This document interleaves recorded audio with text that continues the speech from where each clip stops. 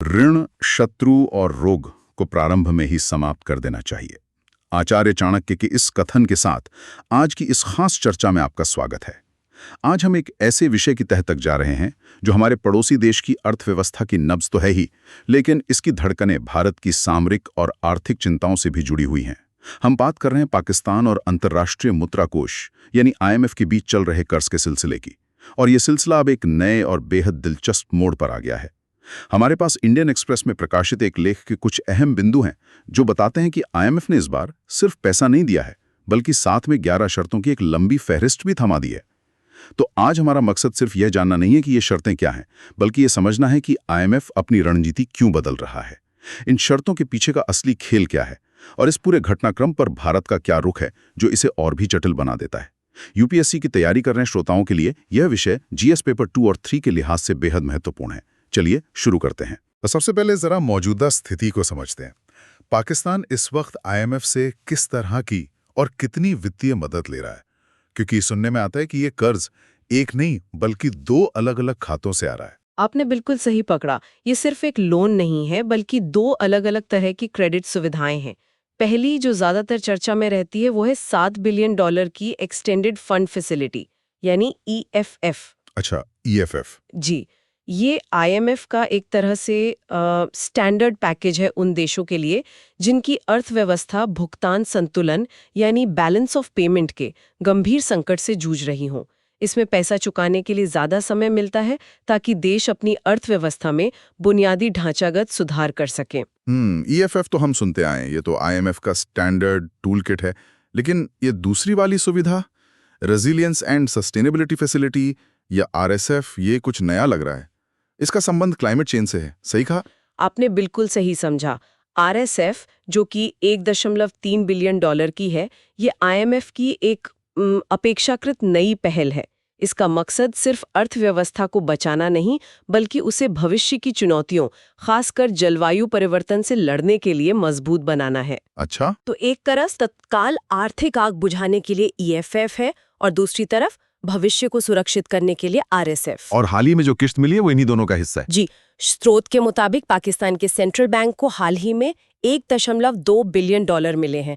इसमें से 1 billion EFF से और बाकी 200 मिलियन RSF से आए हैं। ओके। कुल मिलाकर अब तक पाकिस्तान को इन दोनों सुविधाओं के तहत लगभग $3.3 बिलियन मिल चुके हैं। ठीक है, तो पैसों का हिसाब किताब तो समझ आ गया।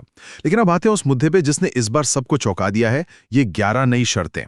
IMF हमेशा से शर्तें लगाता आया है, तो इस बार ऐसा क्या खास है? इन्हें लगाने की नौबत क्यों आई? यहीं पर ये कहानी एक सामान्य आर्थिक रिपोर्ट से ज्यादा दिलचस्प हो जाती है। स्रोत बताता है कि इन शर्तों के पीछे नवंबर में हुई IMF की एक governance and corruption diagnostic assessment report है। Governance and corruption report IMF के? जी, और इस आकलन में एक बहुत ही तीखी टिप्पणी की गई। रिपोर्ट में कहा गया कि पाकिस्तान के शासन में भ्रष्टाचार एक लगातार बनी रहने वाली विशेषता यानी परसिस्टेंट फीचर है। Persistent feature? ये तो बहुत कड़े शब्द है। बिल्कुल, IMF की तरफ से ये बहुत कड़े शब्दों का इस्तेमाल है।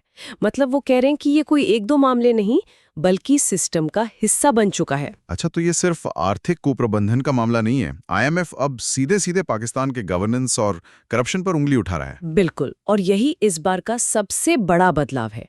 पहले IMF कर्ज के बदले मैक्रो इकोनॉमिक सुधार मांगता था, जैसे कि इंटरेस्ट रेट बढ़ाओ या सब्सिडी कम करो। हाँ, आमतौर पर तो यही होता है। लेकिन अब वो गवर्नेंस के मूल ढांचे में जा रहा है।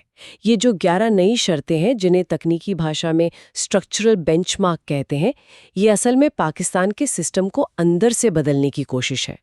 IMF एक तरह से कह रहा है, हमारा पैसा आपके भ्रष्ट सिस्टम में गायब नहीं होना चाहिए। तो ये शर्तें सिर्फ आर्थिक नहीं बल्कि प्रशासनिक भी हैं।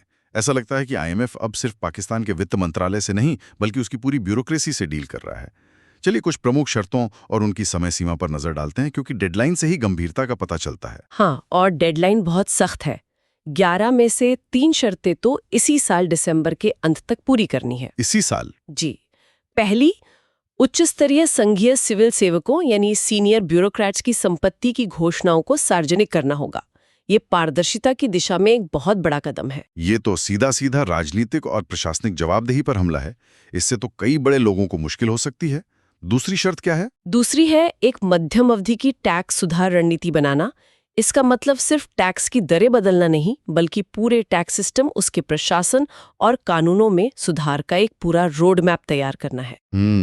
और तीसरी, 2 सरकारी बिजली कंपनियों, हैदराबाद इलेक्ट्रिक और सुक्कुर इलेक्ट्रिक पावर कंपनी का निजीकरण करने की तैयारी पूरी करना। अच्छा, ऊर्जा क्षेत्र, ये तो पाकिस्तान की अर्थव्यवस्था की एक बड़ी दुखती लग रहा है। बिल्कुल। और कुछ शर्तें जो दूरगामी असर डालेंगी। मुझे याद है स्रोत में चीनी बाजार का भी जिक्र था। ये सुनने में छोटा लगता है, लेकिन पाकिस्तान में तो शुगर इंडस्ट्री का राजनीति से गहरा नाता है ना। आपने बहुत महत्वपूर्ण मुद्दा उठाया। जून के अंत तक चीनी बाजार के उदारीकरण यानी शुगर मार्केट लिबरलाइजेशन के लिए एक राष्ट्रीय नीति अपनाने की शर्त है। Sugar market liberalisation. जी, ये सिर्फ एक आर्थिक सुधार नहीं है, ये एक बहुत बड़ा राजनीतिक कदम है। पाकिस्तान में कई बड़े राजनेताओं की शुगर मिल्स हैं। इस शर्त को लागू करने का मतलब है सीधे तौर पर देश के सबसे शक्तिशाली लोगों के हितों को चुनौती देना। ये देखना होगा कि सरकार इसे कैसे लागू कर पाती है। मतलब आईएमएफ अब सिर्फ आंकड़ों पर नहीं, बल्कि उन राजनीतिक आर्थिक गठजोड़ों पर भी चोट कर रहा है जो सुधारों को रोकते आए हैं। ये तो वाकई एक डीप डाइव है पाकिस्तान के सिस्टम में। लेकिन सवाल यह है कि ये शर्तें कागज पर तो बहुत अच्छी लगती हैं, पर क्या पाकिस्तान का राजनीतिक सिस्टम इन्हें लागू होने देगा? यही $1 मिलियन का सवाल है। अतीत को देखें तो रिकॉर्ड अच्छा नहीं रहा है। सही बात है। लेकिन इस बार आईएमएफ का दबाव भी अभूतपूर्व है। एक और लंबी अवधि की शर्त है, मई 2026 तक विदेशों से आने वाले पैसे यानी रेमिटेंसेस की लागत को कम करने के तरीके खोजना। मकसद साफ है, अर्थव्यवस्था के हर उस छेद को बंद करना जहां से लीकेज हो रही है और हर उस रास्ते को खोलना जहां से डॉलर आ सकता है। तो आईएमएफ पाकिस्तान के अंदरूनी सिस्टम को ठीक करने पर इतना जोर दे रहा है, लेकिन जाहिर है इस लेनदेन को सिर्फ पाकिस्तान और आईएमएफ के बीच का मामला नहीं माना जा सकता। इस क्षेत्र का सबसे बड़ा खिलाड़ी भारत इस सब पर कैसे प्रतिक्रिया दे रहा है? हाँ, और अब हम इस मुद्दे के भू राजनीतिक यानी जियोपॉलिटिकल पहलू में प्रवेश कर रहे हैं। स्रोत के मुताबिक मई में जब आईएमएफ बोर्ड इस लोन सुविधा पर वोटिंग कर रहा था, तब भारत ने एक बहुत ही सोचा समझा कदम उठाया। क्या किया भारत ने? भारत ने वोटिंग में हिस्सा नहीं लिया, यानी एब्स्टेन किया। न पक्ष में वोट न विपक्ष में। एब्स्टेन। तो ये सिर्फ एक न्यूट्रल स्टैंड था या इसके पीछे कोई कड़ा संदेश छिपा था? ये न्यूट्रल बिल्कुल नहीं था। भारत ने अपने रुख को स्पष्ट करते हुए 2 बड़ी चिंताएं जताईं। अच्छा। पहली, पाकिस्तान का खराब ट्रैक रिकॉर्ड, और दूसरी, और ये सबसे गंभीर आरोप है, कर्ज की फंडिंग का राष्ट्र प्रायोजित सीमा पार आतंकवाद के लिए दुरुपयोग होने की आशंका। ओह, ये तो बहुत गंभीर बात है। बिल्कुल, और ये बयान उस समय की घटनाओं के संदर्भ में और भी महत्वपूर्ण हो जाता है, क्योंकि ये मई में हुए पहलगाम आतंकी हमले और ऑपरेशन सिंदूर के ठीक बाद आया था। तो भारत ने एक अंतर्राष्ट्रीय आर्थिक मंच पर अपनी सुरक्षा चिंताओं को बहुत मुखारों कर रखा। जी बिल्कुल। लेकिन एक मिनट, मतलब आईएमएफ का अपना स्टाफ कह रहा था कि इस लोन से संस्था की प्रतिष्ठा को खतरा है और भारत के साथ तनाव भी एक जोखिम है, और ये सब बोर्ड मीटिंग से सिर्फ 2 दिन पहले हुआ, फिर भी लोन को मंजूरी मिल गई। ये तो बहुत अजीब बात है। इसके पीछे क्या वजह हो सकती है? यही इस पूरे मामले का सबसे बड़ा विरोधाभास है, और ये दिखाता है कि अंतर्राष्ट्रीय वित्तीय संस्थान कैसे काम करते हैं। स्रोत ये साफ बताता है कि आईएमएफ के स्टाफ ने खुद 2 तरह के जोखिमों को हरी झंडी दिखाई थी। पहला, रेप्यूटेशनल रिस्क्स, प्रतिष्ठा संबंधी जोखिम। हाँ, यानी अगर फंडिंग का दुरुपयोग हुआ तो आईएमएफ की अपनी साख दांव पर लग जाएगी। और दूसरा, एंटरप्राइज रिस्क्स, जिसका सीधा संबंध भारत के साथ बढ़ते तनाव से था। मतलब आईएमएफ आंतरिक रूप से ये मान रहा था कि भारत पाकिस्तान का तनाव इस पूरे लोन कार्यक्रम को पटरी से उतार सकता है। बिल्कुल। तो ये तो बहुत गंभीर बात है। आईएमएफ का स्टाफ खुद कह रहा है कि फंड के दुरुपयोग का खतरा है और भारत के साथ तनाव एक जोखिम है, फिर भी फंड को मंजूरी दे दी गई। ऐसा लगता है कि आईएमएफ के लिए पाकिस्तान को दिवालिया होने से बचाना इन सभी जोखिमों से ज्यादा जरूरी था। ऐसा ही प्रतीत होता है। शायद उनकी गणना ये रही होगी कि एक परमाणु सशस्त्र देश की अस्थिर और ढहती हुई अर्थव्यवस्था का जोखिम फंड के दुरुपयोग के जोखिम से कहीं ज्यादा बड़ा है। टू बिग टू फेल वाली बात। एक तरह से हाँ, लेकिन इन चिंताओं के बावजूद जब आईएमएफ की टीम सितंबर-अक्टूबर में पाकिस्तान गई तो उनकी रिपोर्ट एक अलग ही कहानी कहती है। उन्होंने कहा कि पाकिस्तान का आर्थिक कार्यक्रम व्यापक आर्थिक स्थिरता को मजबूत कर रहा है और बाजार का विश्वास फिर से बना रहा है। तो इसका मतलब ये हुआ कि आईएमएफ फिलहाल आर्थिक स्थिरता को भू-राजनीतिक जोखिमों और भारत की सुरक्षा चिंताओं पर प्राथमिकता दे रहा है। वे अपनी रिपोर्ट में सकारात्मक पक्ष दिखा रहे हैं, भले ही बंद दरवाजों के पीछे वे जोखिमों को स्वीकार कर रहे हों। बिल्कुल। आईएमएफ का मुख्य काम आर्थिक स्थिरता सुनिश्चित करना है और लगता है कि वे इसी पर ध्यान केंद्रित कर रहे हैं। ये एक बड़ा दांव है जिसमें वे उम्मीद कर रहे हैं कि आर्थिक सुधार शायद बाकी जोखिमों को भी समय के साथ कम कर देंगे। तो इस पूरी जटिल चर्चा को अगर हम कुछ मुख्य बिंदुओं में समेटना चाहें तो वो क्या होंगे? श्रोताओं के लिए की टेक अवे क्या है? मेरे हिसाब से 3 सबसे महत्वपूर्ण बातें हैं। पहली, पाकिस्तान की अर्थव्यवस्था आईएमएफ के लाइफ सपोर्ट पर है और ये निर्भरता फिलहाल बनी रहेगी। दूसरी, और ये इस बार का सबसे बड़ा बदलाव है, आईएमएफ अब सिर्फ आर्थिक सुधारक नहीं बल्कि एक गवर्नेंस ऑडिटर की भूमिका में आ गया है। Governance auditor? जी, वो अब पाकिस्तान के सिस्टम की गहरी सर्जरी करने की कोशिश कर रहा है, सिर्फ पट्टी बांधने की नहीं।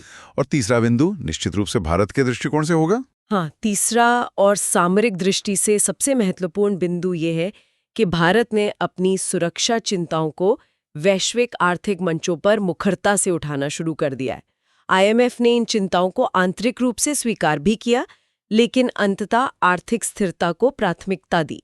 यह भारत की विदेश नीति के लिए एक दिलचस्प केस स्टडी है कि कैसे आर्थिक और सामरिक हितों के बीच संतुलन साधा जाए जब दुनिया एक बड़े देश को टू बिग टू फेल मानती हो। ये एक महत्वपूर्ण प्रश्न खड़ा करता है। आईएमएफ की ये शर्तें, जैसे टैक्स सुधार, निजीकरण और बाजार का उदारीकरण, सैद्धांतिक रूप से किसी भी अर्थव्यवस्था को पटरी पर लाने के लिए जरूरी हैं, लेकिन हमें ये नहीं भूलना चाहिए कि ये सुधार एक राजनीतिक और सामाजिक निर्वात में नहीं होते। तो सोचने वाली बात यह है कि जब इन कठोर शर्तों को एक ऐसे देश पर लागू किया जाएगा जो पहले से ही राजनीतिक अस्थिरता और सामाजिक तनाव से गुजर रहा है, तो उसका नतीजा क्या होगा? क्या ये सुधार स्थिरता लाएंगे या फिर इनकी वजह से महंगाई और बेरोजगारी बढ़ेगी, जिससे सामाजिक अशांति का एक नया दौर शुरू हो सकता है? और अगर ऐसा होता है तो क्या ये इस पूरे क्षेत्र के लिए एक और बड़ा जोखिम नहीं बन जाएगा? ये एक ऐसा सवाल है जिस पर हमें आगे भी नजर रखनी होगी। अगर इस चर्चा पर आपके कोई प्रश्न हैं या आप किसी और विषय पर ऐसी ही गहरी पड़ताल चाहते हैं तो हमें कमेंट सेक्शन में जरूर बताएं। इस तरह के विश्लेषण के लिए हमें लाइक और सब्सक्राइब करना ना भूलें। अगली बार फिर मिलेंगे एक नए विषय के साथ।